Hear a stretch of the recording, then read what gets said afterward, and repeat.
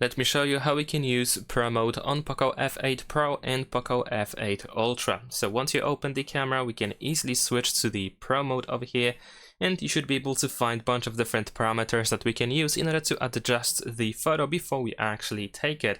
So let me quickly explain what each of these parameters do.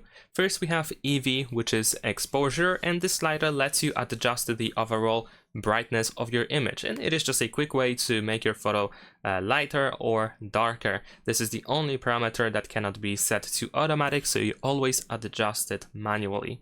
Besides that, we have the S, which is the shutter speed, and it decides how long the camera sensor is open to capture light. Slow shutter speeds let in essentially more light, and this is good, for example, for night shots, but it can blur motion. And for example, faster speeds freeze action. So of course over here we can manually adjust it, but we can also tap on this A letter in order to set it to automatic. ISO controls how sensitive the sensor is to light. Low ISO keeps your photo clear in bright light, and higher ISO helps in low light conditions.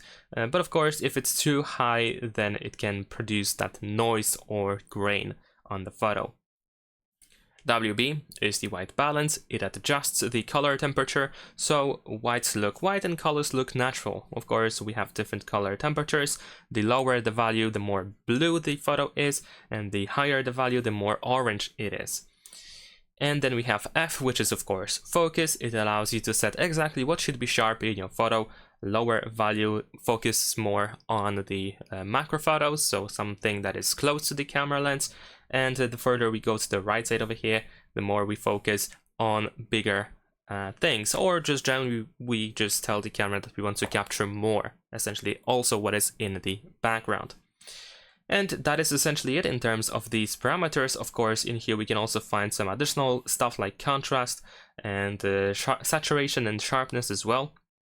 We have different filters that we can apply as well, and of course besides that we can find the preset section. So if you set up your parameters, and if you don't want to lose them in the process, because let's say you set them up to capture a specific photo, then you have to readjust them in order to capture another photo. But then let's say again you want to go back to previous parameters because for example the scenery fits more with the first set of your parameters. So in that case, this is why we have these presets, because you can actually save all your settings of these parameters, so you can quickly switch between the different parameters if you set them up. And of course they can also be shared with people. You can easily import custom presets made by other people, so this is of course quite useful as well. And of course remember that we also have the video mode, so over here we can tap on this camera in here on the right side in order to switch to the video mode, and that